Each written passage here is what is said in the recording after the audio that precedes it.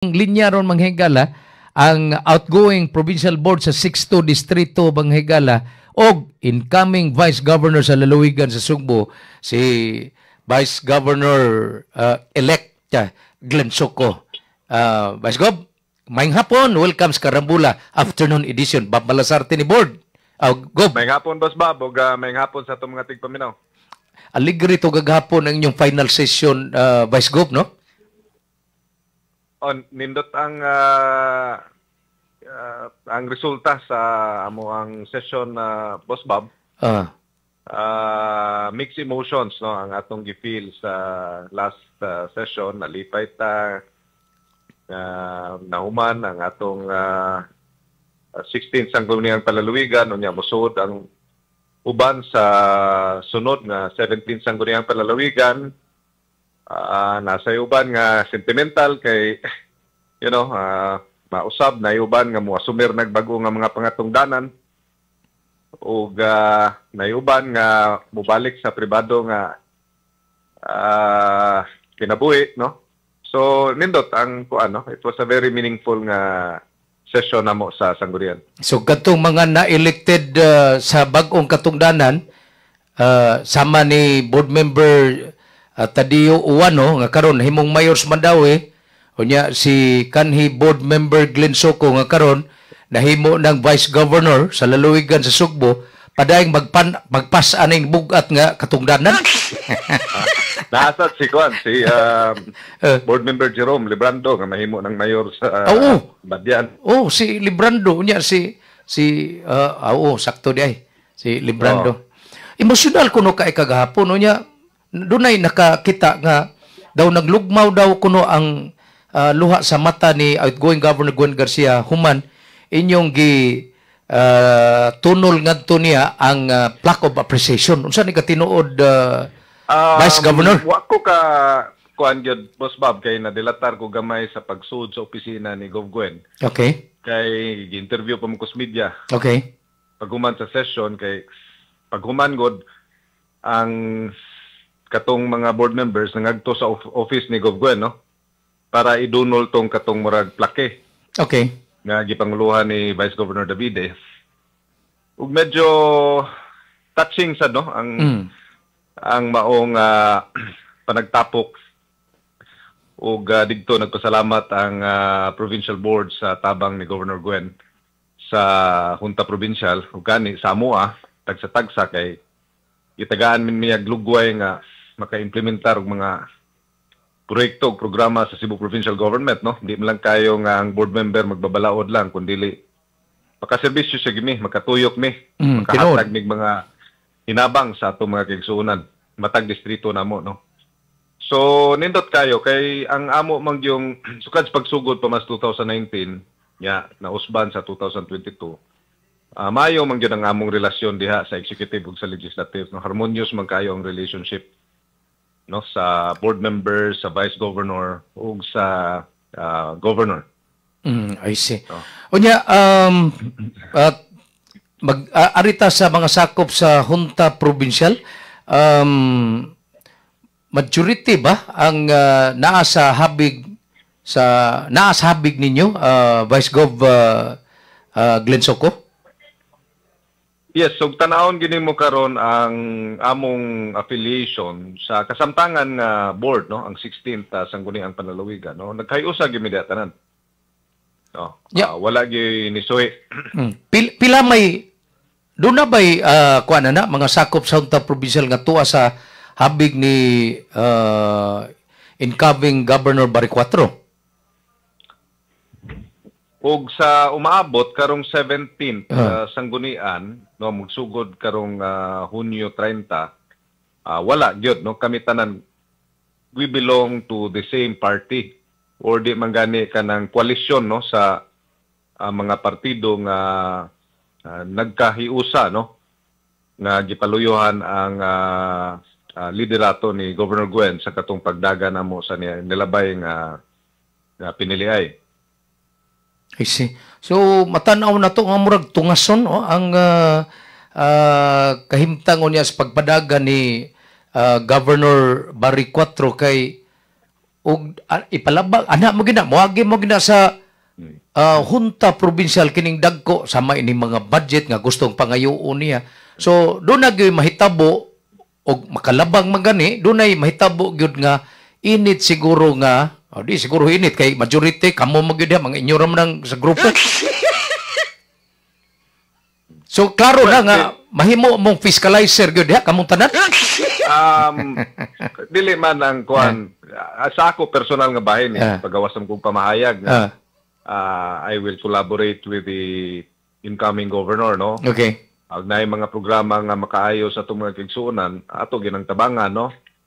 And sa akong mga kauban, of course, I cannot speak for them kay tagsa-tagsa man mi og pagkatao og baruganan. At makita man ako nga collectively murag mausad gihapon ang sentimento, whatever is good for the province of Cebu, ato ng paluyuhan og tabangan, no? Gani doon na tayo mga existing programs karon nga nakatabang sa gyud, so we wish unta nga mapadayon sana siya, no? Samaan ng Sugbo Negosyo, Sugbo Kahanas. Pero napunduhan na pinagi atong executive order katong memorandum ni Governor Gwen Garcia, no? Napunduhan gyud na Vice Gov? Well, naaman gyud na siya pundo gyud, Boss Bob, kay naaman na siya sa atong annual budget. Okay. Naagi na siya sa annual investment plan. So, naagi na pundo. But ang kanamagong management of the funds, it's really an executive function. Sa to pa kung mo-insist pananglit ang governor nga dili na gyud ipadayon kining suroy-suroy, Sugbo Negosyo, guban pa kini mga gihimo nga flagship programs during the time ni Governor Gwen Garcia, unsay mahimo ani? Mababagan ba ni sa mga sakop sa unta provincial kung panalit kanini ang di gyud gustong ipadayon? Well, like I've said, no, that is an executive function and she can exercise discretion subay sa balaod, no? Okay. So, I'm sure yan ang studyoan o kung saan niya ang pagpahimutang sa tanan nga mahisubay gid siya sa unsay sakto, no? So dili wala may control ni ana sa iyang bahin, no, kung sa iyang plano. Vice Gov Suko nakabuhi na manggod og firm si Pambari 4, Governor-elect Pambari 4 nga di gyud na idayon dangon na gyud niya kanang suroy-suroy sa Sugbo kay mas priority niya ang kini mobile clinic nga magsuroy-suroy magatimas panglawas sa taga-probinsya og paghatag og mga pagkaon adto mga gigutom. Ako personally Boss Bob, okay man ko ana og iya mo na direksyon niya sa kanang iyang panggobyerno kanang pagpahunong sa suroy-suroy Sugbo. Of course, may siguro sang studyuan sa gina niyag maayo unsa moy mga alternative nga programs o gani man unsaon nga masubay lang sad siya gyud sa sakto nga pamaagi, no? Kay to recall the Suroy-Suroy Sugbo was there was an ordinance filed ni ana. So ini gi-file ni kanhi board member Arlie Sitoy, no, sa 2012. So na-institutionalize na di ay ng suroy-suroy sa Sugbo di ay Vice Governor Suko? Yes. Hoy, sa may tabuan na aron kay naamay ordinansa di ana di man na basta-basta lang undangon pinagi sa executive order. Although ordinances can always be reviewed, can always be amended, can by always majority. be repealed o gikinahanglan, no? Pero ana lagi mangita sa majority sa mga sakop sa yes, kana lang pinasubay lang sa sakto nga pamaagi, no? Kay mao mo gyud na proseso, no? To me, ug mo nay kay kana man suroy-suroy, of course, mo gyud na usa ka brain project ni Governor Gwen Garcia, no? And sukad pag yun na siya sa una niya gisustinian, no, di man sa nato maingon nga wala lang sa ginay dili wala sa nakatabang sad sa ato sad nga mga kalungsuran o mga dakbayan sa probinsya sa Sugbo, no, kay may numdum ko ni ana sa una sa diha pa ko sa pribado nga in 2005 or 2006 nga una gina siya nga na himugso diha man to nailhan ang katong mga lungsod sama sa Bulho sa Aluginsan nga diin na day nindot kay sila nga attraction nga Boho River, and then Bantayan Island, Camotes Island. So mo gitoy nakapatabang og pasikat ni ining mao nga mga lugar, no. So we cannot just totally say nga wa sa ginay benefits, no. Although matag governor go laylain magog priority. So laylain sa strength, no. It was strong ang Surisuri before because of the way gihandle sad ni Governor Gwen, but to the incoming governor, unsay ihasang strength, asa sad siya tan-aw niya nga epektibo siya, then to me, we will support it, no? Kay syempre mo man ay iyahag yung matang, no? Murar ko nagsama sa nako nga usa ko ka negosyante, and diha ko sa private sector nga nakakuha og igo nga eksperyensya ug kusog. So og dunay programs in relation to economic and pagtabang sa mga micro, small, medium enterprise, mo so ginay akong panghingusga, no. So kanya-kanya man ang tao. I see. So kung inyo gid wala gini pa, we have to discuss this at length, no, with the incoming governor kay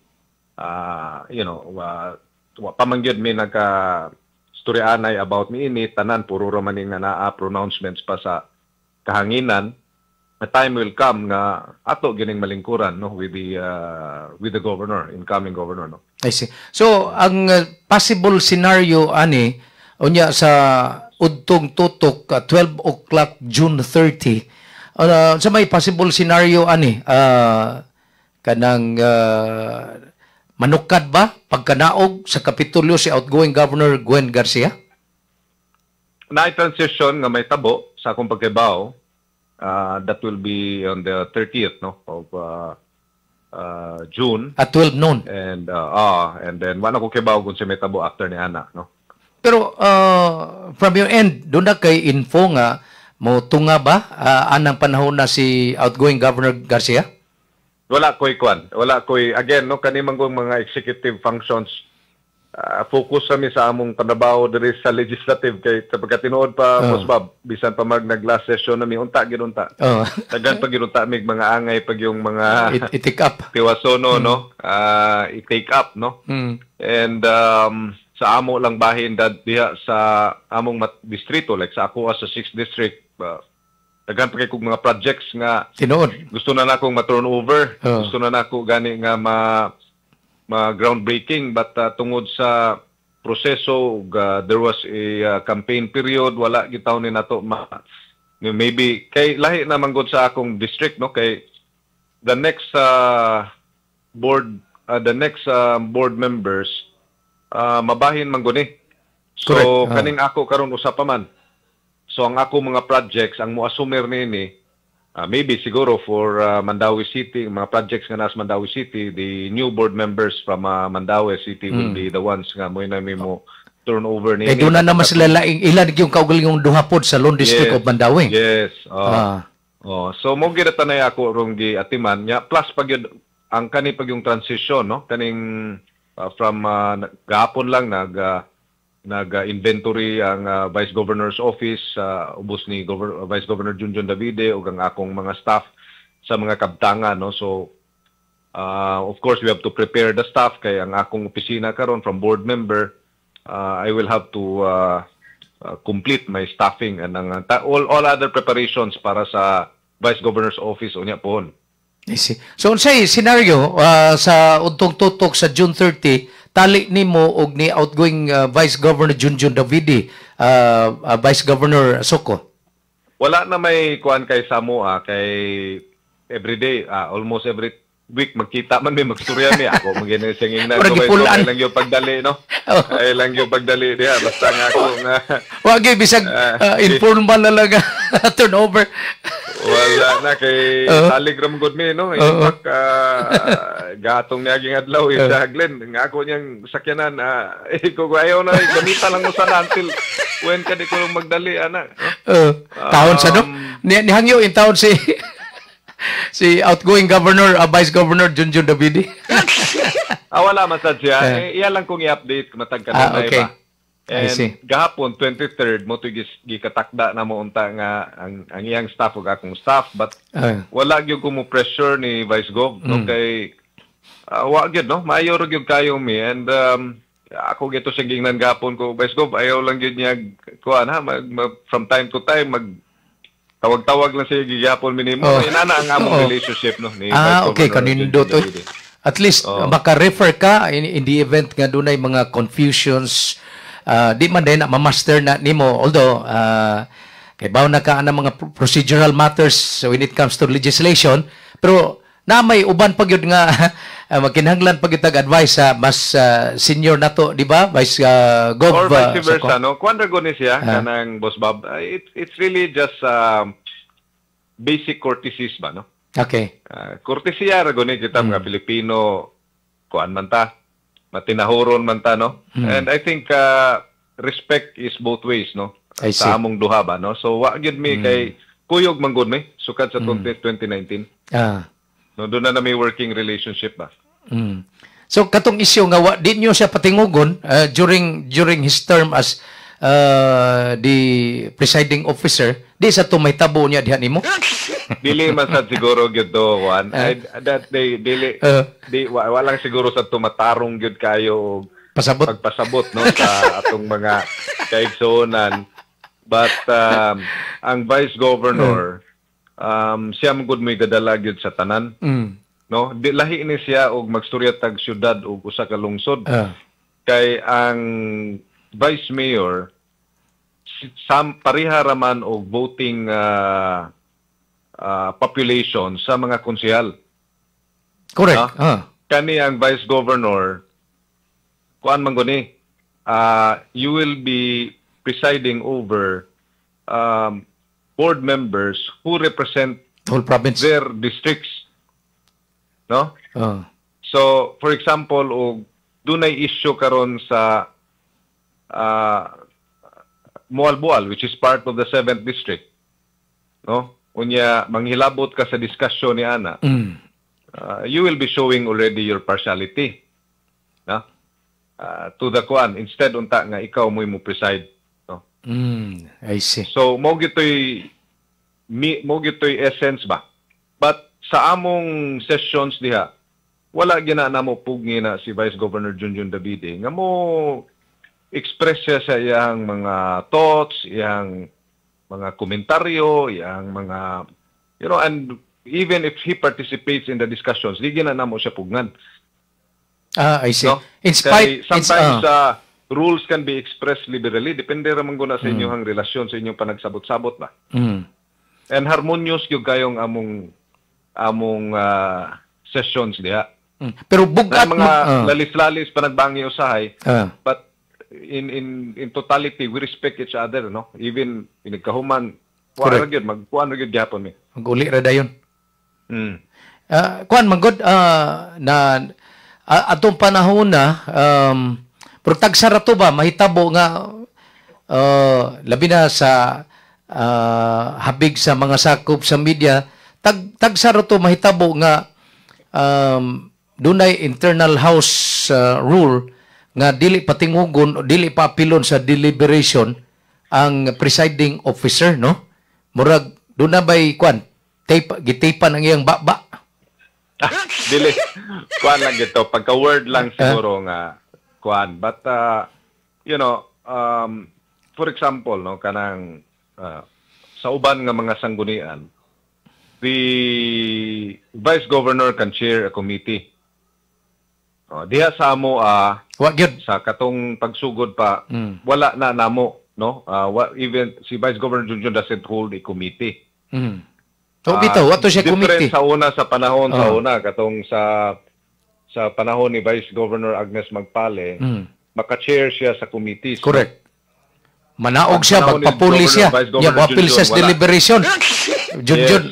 Kaya doon na bugoy internal house rules. So, di na ka di may tabo, Vice Gov? Di na di may tabo, inig lingkod, inig assume ni mo, diha is a presiding officer sa Junta Provincial sa Cebu Province. Di na may tabo. Usbo na sa ninyo inyong house rules, well, no? the same courtesies will apply. Okay. Same kuan. Maybe doon na siguro ipangusbo no ginagmay nga mga kuan sa House rules, no? But Pero pwede gihapon again, ka mag-drop o maka-submit og kanang mga resolution ordinance.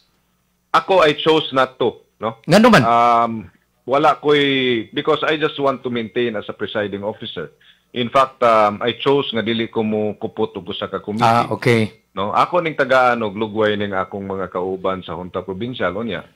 No, nga sila mo kuano. And I will really exercise impartiality, no, sa pagdumala diha. And fairness, no. Transparency in presiding all the sessions of the Sangguniang Panlalawigan. Pero di man na Because collective man guni, ila man guni, no. Amo ni, no? I'm part of the Sangguniang. Di man na lisod kay you've been along with those members sa Junta Provincial diha, makailan na ka ana nya usarasan mo ka grupo, usarasan mo ka majority ninyo naamo sa usa ka political group, no? And you know, in my experience at Boss Bob, no, modesty aside, I became a president of the Mandawi Chamber of Commerce and Industry, no? Nagdumala ka sa mga negosyante, no? I became a chairperson of the Infrastructure Development Committee of the Regional Development Council, became part of the full council. So my experience, ako ning magamit, no, nga, you know, when you are managing a body such as the Sangguniang Panlalawigan, it really requires a lot of kanang understanding, compassion, of course, wisdom, intelligence, and relationships with your colleagues, no, in the Sangguniang Panlalawigan. Kailangan yung ikaw gyud mo magpamuting babaw gyud, no, sa tanan, no, kay di man ginakalikayan na duna ginay mga heated discussions, no, mga emotional discussions. So the presiding officer should be able to maintain the order and the harmony diha sa Junta Provincial. I see. So katong session kagahapon, that was the last and final session sa Junta Provincial. So nagpasabot ni nga ang katong ipalabang unta diha nga 1.2 billion nga supplemental budget number 1, wa na gito? Wala na, kay ni buhi naman sa tugpulong si Governor Gwen nga dili na niya ipalabang balik, no. I see. So function ra man gud tong you know, ni subay ra sad mi sa unsa say naasad sa balaod, no. Ug maabot to sa Sangguniang Panlalawigan, tukiyon sa gyapon i-deliberate. So to me, wala gid, there was nothing wrong, no, sa mao nga proseso. Pero katong memorandum ni Governor Garcia, valid to kay Governor, pamagyud siya katong trust Siya fund. may Governor, Sa trust fund. So, na siya. valid pag ito siya, Vice Gov Soko, no? Well, iya man na siyang memorandum, no, pinasubay sa COA rules and regulations, no? And the ordinances that have been filed, no, in support niya na. And ako tong gitan-aw sad nga katong funds dili man to really sustain the program all throughout, no. It's really just to ensure nga dunay funds available sa pagpamayad sa mga suppliers, no, pagpamayad sa mga contractual obligations nga karon ongoing na siya. Di man na nimo mahunong sad siya, Boss Bob, no. I see. For example, gaan tagag kuan lang nga example, no, kanang Malapasko, for example, na nangilabot ang provincial government para pagpalit sa mga generator sets niya with a memorandum of agreement with Sebeco nga mooy nag-supply karog kuryente diha sa mga establishments ug sa mga households nga nakasulbad gina siya sa average of 10-hour brownout a day, no? Niya tungura. So kinanglan na siya og fuel nga supply, no? So that should be ongoing kay otherwise dagag mapiktaran niya. So ipadayon ang hatag og pundo ana aron pag-maintain sa supplies kuryente. Just to ensure nga dunay continuity. However, the next governor may have other ways of dealing with it. Then again, no, so as long as dili maapektaran ang panerbisyo sa atong mga kigsuunan, then there should not be a problem, no? I see. So, doon ay prerogative gihapon si Pambari 4 nga iyatong usbon katong mong arrangement between Cebu Province sa Sebeco ug sa kahimtang dito sa Islas Malapascua. Well, that is a possibility, no? So, prerogative na sa incoming. Okay.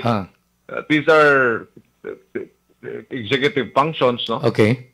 And then, ang sanggunian panlalawigan is there to review, authorize, no? And hagihapon na moagin ninyo, Vice Gov, no?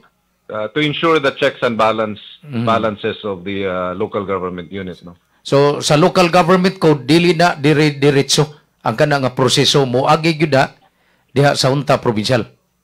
Na depende gyud unsa nga particular action nga pagabuhato, no? I see. Taud-taud na ko nga kinini ang murag magpangikog lang ko ba og pangutana nimo gibalik-balik bago ni sa ubang mga magsisibya bitaw kining issue bahin sa plano o dunay sekreto nga plano si outgoing Governor Gwen Garcia nga ang gatos kapin ka mga empleyado sa iyang opisina ibalhin sa Office of the Vice Governor. Mapwede ka mohatag kag reaksyon ani Vice Gov Soko? Dili man siguro na mahimo na Boss Bob, no? Dili na siya dili ni feasible, dili ni feasible. Well, na may atong plantilla positions, no, sa Vice Governor's Office, no. And di ginani mo kapugnan from the executive department ng mga apply sa Vice Governor's Office, no. So nag-set up ko og four-man nga search and selection committee nga mo'y muhas-has ni ana sa kaning mga mano diha, no, nga kuan. Ako gyud silang giingnan nga dili ta mo kuha og tao just because nga girekomendar ni or kana, no, kay daghan man gina. That's it cannot be denied na daghang mga political pressures and accommodations, but ako magdagay tag tawo ni ini diha sa sud sa Office of the Vice Governor kanang yung makatampo kanang makaserbisyo, no, kay dili ang politiko or dili ang Vice Governor ang ilang serbisyoan kundi ang katawhan. I see. So nagbuhat gyud kog team ni ana nga upat ka buok. And doon na ganay usag yun ako gikan sa akong opisina sa pribado, no, sa kaning among mga negosyo sa pamilya nga ako gyud gipatabang gyud para walay bias ba. I see. So dili ni tinuod nga kining gatos kapin ka mga empleyado gikan sa Office of the Governor ibalhin din na sa Office of the Vice Governor. Dili na, wala. Kamot din na ninyo ko.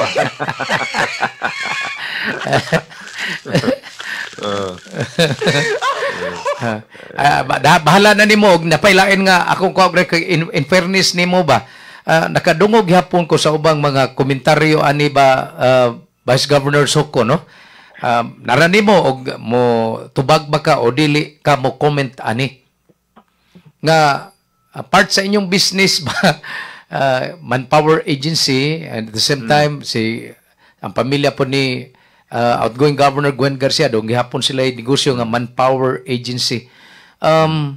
Tinuod ni nga dunay na-involve ang inyong kumpanya as manpower agency sa pag-supply din na sa provincial government? Well, in all honesty, Boss Bob, ako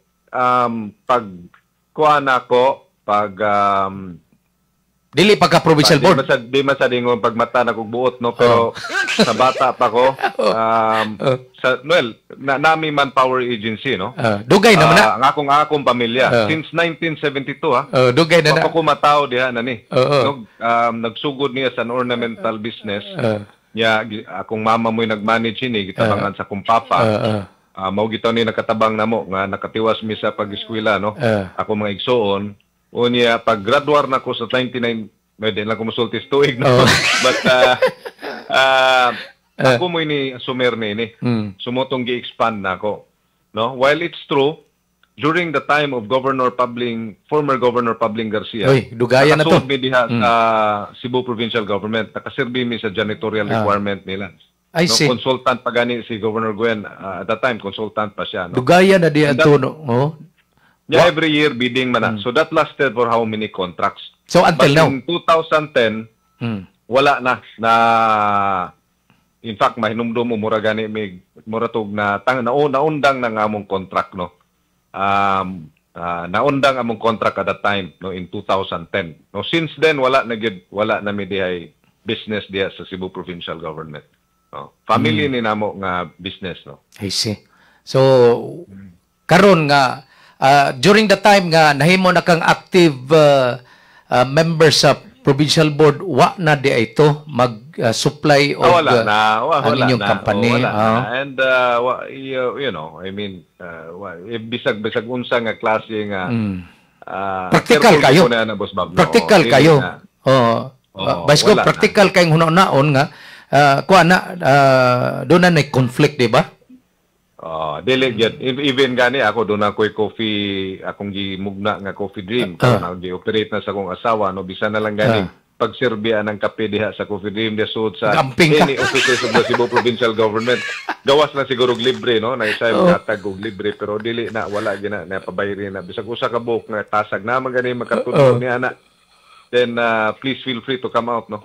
Wala ginay kanang kuan dia, walay bahid na dihang among pagpanerbisyo. Kay nomdom magugusaw na doon natoy mayor, nila na ko i-mention no dapit sa southern part of Cebu nga doon na sila bakery nya matag session sa dito sa Sangguniang bayan adto gyud magkuha og supply sa bakery nga gipanagya sa asawa atong mayor, dila na ko i-mention nya nakuha na ba gito, na proven ra ba gito nya na kuha mo to na dismiss masiguro tong mayor. Kinumdong na ka na board, no? Ako careful kay ko ni ana gyud, Boss Bob, no. Mas ikaw pa noon nga knowledgeable kay ka sa balao din ha pag sa gobyerno. Di man sa pagunsa, pero you know, sa ako pang wa pa ko ma-board member ay bawaan na ilhan naman na nga ako usag ko ka negosyante, no. And, sukad gyud sa nagsugod ko diag panerbisyo sa Cebu Provincial Government, no. I'm proud to say and I'm honest enough and very serious nga and I will never allow that to happen, no, kay ako nang akong pagserbisyo diya is a privilege, is not a right, no. Gitamod ko gina nga usa ka bililhon kayo nga katungdanan, Boss Bob. I see. Parting statement nimo Vice Governor Glenn Soko para sa atong mga listeners karon. Well, magpasalamat ko, Boss Bob, no, sa kay kanilang sa inyong sa DYKC, magmahimo lang makatubag yung ko sa inyong mga pangutana, no matter how marites nga inyo ng pangutana, tubagon ko gina kay political. That's how transparent I am, no. Dili ko kana bitawng wa man koy, and to me kanang public information is also public accountability, no. Correct. And kanang ako lang karon nga nagsingabot na ang asumer na to sa bag-o na to nga pangatungdanan, and kuyog man nga duna nay bag-o niyang administration. I just hope and pray nga ang atong mga kigsuonang Subuanon will kanabang support, no. Let's not kanang make moves and noise nga which are counterproductive ba, no. Let's promote unity, harmony, no, and cooperation, no. Kay naay daghang mga sugyot nga dili gyud makatabang, and mo nay atong angay nga lihayan. Kami nga inyong pinili, ako on my end, bisan pag unsa na nga unsa ka negatibo ang komento, di gyud na nako tubayan, og I look at more of the positive, no. Unsay mga positibo nga mga comments and mga suggestions, no. Wala may mas eksperto ni ining panggobyerno, no. It's only God who knows what is right and what is best, di ba? Kita sulugoon naman ta. So samtang naami diha nagkinahanglan gid mi sa inyo hagyong tumang suporta og kooperasyon, no. Og pagampo usab, Boss Bob. So salamat gyud kayo sa support sa pangatungdanan nga gihatag sa katawhan kanato. Vice Governor Glenn Soko, thank you so much and congratulations. Good luck sa imong bag-o nga assignment sa public Salamat po, governance. Bob. Salamat sa itong mga igsuong tigpaminaw. Mao to manghigala si Vice Governor Glenn Soco. Hoy, wa na basta yung oras.